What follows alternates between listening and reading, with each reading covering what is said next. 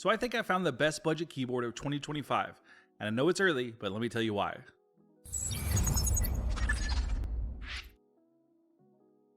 So Kisnt recently sent me over their KN85, and you know the rules.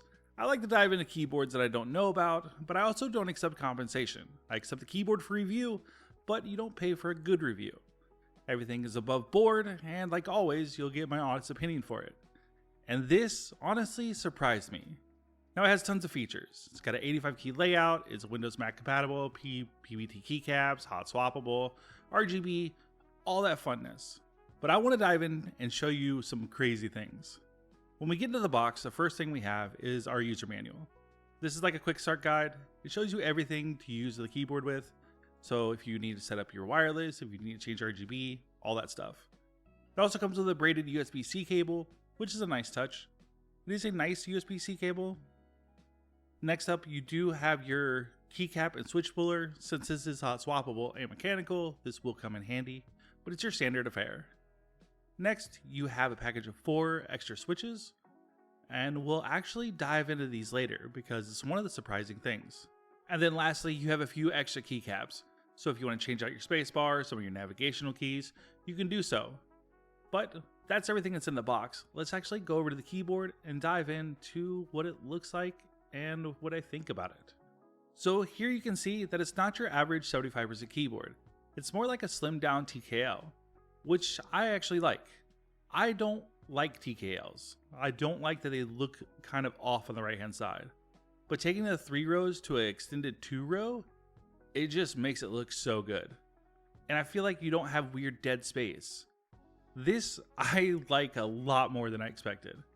Also, since now both sides have this like empty square, it seems more balanced. And with it more balanced, it's more aesthetically pleasing, at least to me. Now, if we flip it over to the back, we also see our standard 2-stage feed.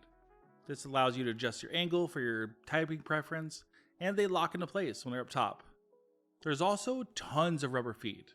There's rubber feet everywhere on the back of this. There's also a recessed USB-C with your cable guides, so you can guide your cables. And then you have this nice little just design element, which we're going to dive in closer. Within your design element, you also have your USB dongle for your wireless. This is stored here magnetically. And while it's not the most secure, it doesn't fall out when it's sitting on my desk. And I move around, no problem. I don't know if I would travel with it in there. I would probably separate it and put it somewhere more secure if I'm going to travel with this board. But for desk use, I've seen no problems with it. If we move over next to that, we have our switch for our Bluetooth, our USB, and our wireless. And then next to that, we also have our Windows and Mac options. So you can quickly change whatever you want. I love this design option. I like that it's on the back. It's out of sight. It's out of mind. I don't switch a lot on the fly, so I don't need it readily available. Overall, it makes this keyboard really aesthetically pleasing and clean. There's no outlandish branding anywhere on it. There's not a bunch of words. There's not a bunch of graphics. It's just clean. And for a keyboard, that's my preference. I like my keyboards really clean looking. So when I started unboxing it and seeing that it was a design choice that really lines up with what I look for in a keyboard, I got really excited. But that's not the only reason why I really love this keyboard. For that, we're going to have to start taking it apart so I can show you. Starting with keycaps. These are PBT keycaps and they're yellow, which honestly isn't my favorite choice of colors, but the colors do go edge to edge. There's no weird fading or anything like that. There's also no chips. The legends are nice and clear. They're all aligned with each other and they look pretty good. Now I'll probably change them out just because I'm again not a yellow fan, but they do look great. Next, we'll take a look at their switches, and this was the first major surprise. These are Beeson switches, and while I couldn't identify exactly which ones they were, because they look kind of like a cross between a Snow Diane and a Tuzi, but they feel great. I did open them up, and they are all lubed, and they feel wonderful. It's like a 45-gram linear switch, and they feel great, and they deliver a wonderful typing experience. So, we have Beeson switches, we have good keycaps, and we have a design choice that I really dig. So far, it's checking all the boxes that I look for in a keyboard. So let's keep diving into it and see what else we got in here. Now that we have our keycaps and switches off, we can see that we have pre-lubed stabilizers, and every one of them are pre-lubed. They are clip-in stabilizers, which I won't hold it against them for. We also have some spacebar foam, we have south-facing RGB, and what appears to be a polycarbonate plate. This is all shaping up to be a really well-rounded built keyboard. I'm just getting more excited as I dive into it, honestly. So we're going to have to keep going in. So the first thing we're going to do is we're going to check to see how we open it and do a visual inspection of any screws. Now, spoiler alert, there's no screws to hold it together, so we can just start separating it. And I'm going to separate it by first prying off the bottom edge here. I'm going to gently pull up and towards myself so we can pop the clips.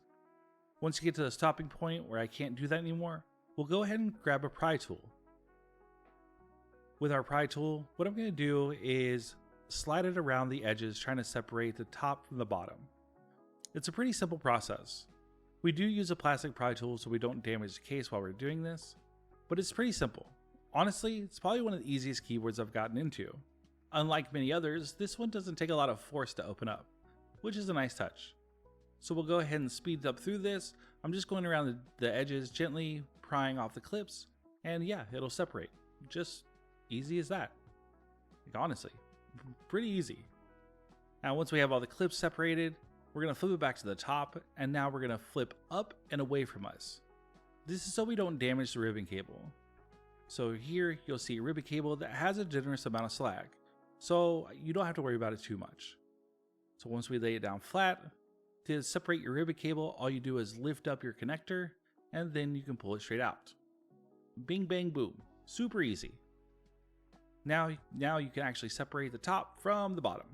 And with them separated, we're going to go ahead and set the top to the side just for a moment and just focus on the bottom of the case here. Now the first thing you'll see is we have that silicone pad again. We're seeing this pretty commonly across budget keyboards, but this one is actually a little different. As soon as I take it out, I realize that there's a lot more rigidity in this one. The battery does sit on top of it, which I actually do like. I like that there's like absorption for the battery, so if you do rattle around the keyboard, it's not bouncing around. It's got something nice, soft to sit on. But unlike a lot of other ones we've seen, this one's really stiff. This one feels hefty, which is really nice. Again, I've talked to many people about how much we like these silicone pads. I'm beginning to be a bit of a fan of them. I like some of the sounds they produce, but it's to each their own. It's up to you. It's like, it's what you like. But for me, I do like this. It is nice. Now here we can also separate our battery from the daughter board. Our battery on the top does have this nice hard plastic like protectiveness. So that way if there's any invents of the contact between the board and the battery, that should be saved, which is nice. It is a 4,000 milliamp hour battery, so you have plenty of battery life. It's about a week of battery life with no RGB, which is pretty cool. And then after that, there's nothing else. The case is empty. So if you wanted to get some clack out of the keyboard, you can go in here and take your silicone pad out. Or if you wanted to get it more silent, you can put, different foams in here. It's really up to you. It's super easy and super simple to get inside this keyboard and mod it to your preference, which again is another tick in my box. I often modify a lot of my keyboards, so being able to have just easy access and the ability to change it up is a win in my book. So with those, we're going to set it aside and go back to our plate on our PCB. Now our PCB is held to the plate and held to the case with 2 screws. Once we take those 2 screws out, you can just lift it straight out.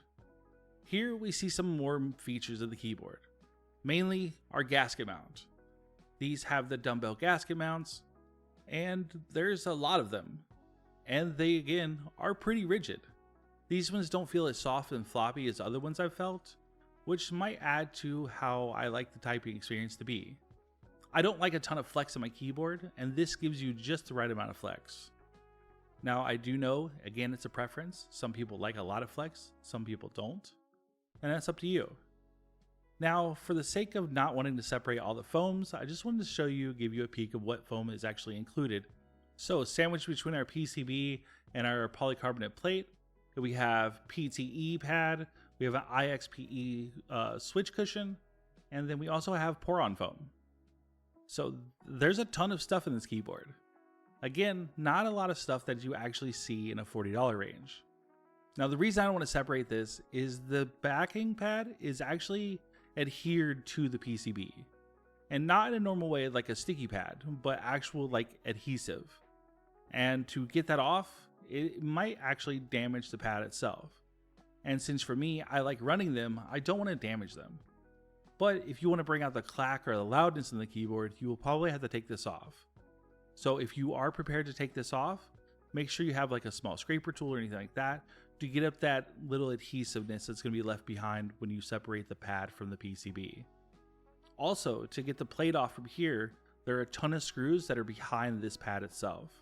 So that's the actual reason you don't see me separate the plate from the PCB, is because I like running the pad, so I don't want to damage it. So I'm going to put everything back together, and then we'll go take a look at the software. Now, I'll leave a link to download the software because it's kind of hard to find, but it's your standard affair of software. And now, we do love to see VIA, but at the $40 price range, I'm not expected to actually get VIA. But I also wasn't expecting a software experience that was easy as this one. So that's a nice trade-off. If I don't have to run VIA, at least give me software that doesn't suck. And this is probably the easiest to use software. It's very reminiscent of other software, very much like Royal Clutch. So pretty much it's a direct translation over. You can set up your different switch macros, you can set up different key assignments. Here, if you record your macros, you can do new ones, you can import them, you can export them, you can do whatever you want with your macros here. If you want to change how you do assign keys, you can right click on a key and then assign it a macro. You can assign keys different values, so you can make your A a number 2. You can do anything you want, all right here in the software. There's also included RGB lighting modes. These are all the ones built in. You can change the level of brightness, you can change the speeds, and these all update on the fly. So as soon as you click them, you can see them on the keyboard itself. There's a ton of options in here. And again, I'm not the biggest RGB guy in the world, but the RGB on this board is extremely bright, and it's really vibrant, and it looks really good.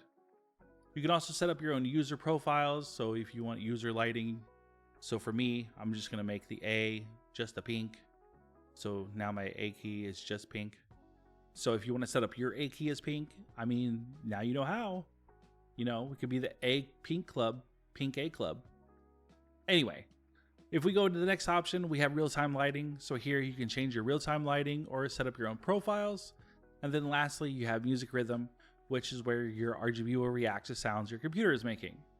So that's the overview of the software. I do like to see that if I don't have VIA options, that we have easy to use software, and this is probably the easiest one I've ever used. It comes in English as soon as you install it, and there was no problems. Everything worked. So let's go ahead and transition over to what the RGB looks like. And here you can see it's nice and vibrant and beautiful. And then lastly, we'll head over and hear how the keyboard sounds.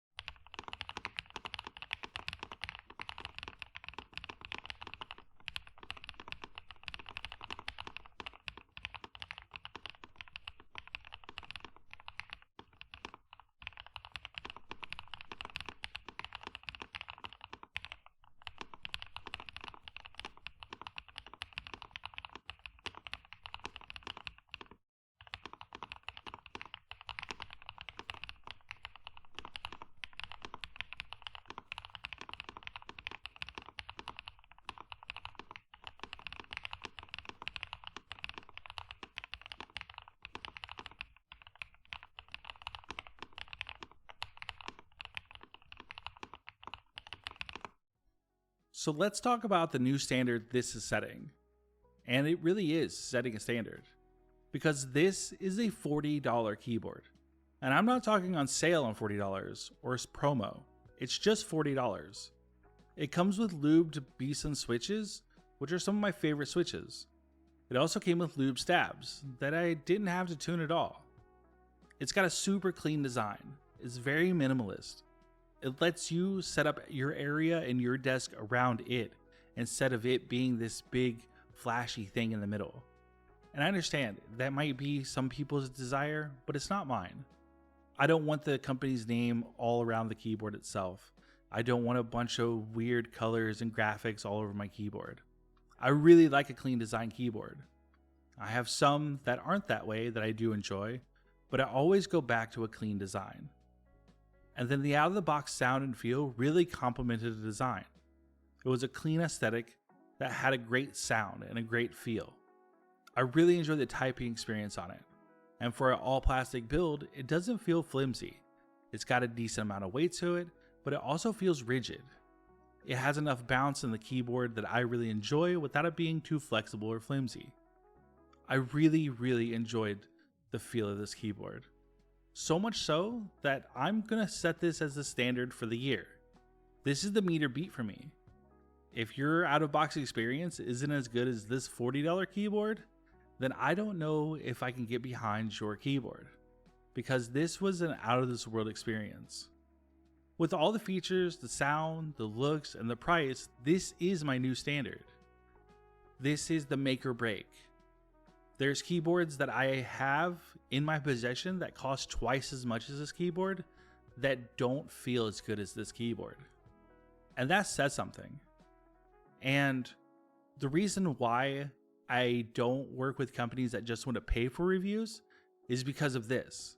I want to give you an honest review. And this I'm excited to tell you about. I haven't been this excited for a budget keyboard in a long time. The fact that this is what $40 can give you in 2025 is absolutely mind-blowing to me.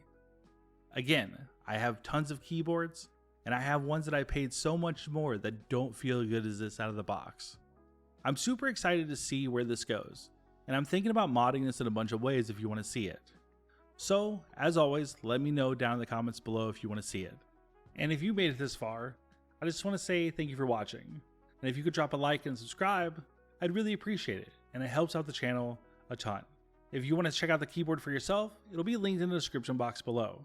And that's it, the end, and as always, keep keyboarding.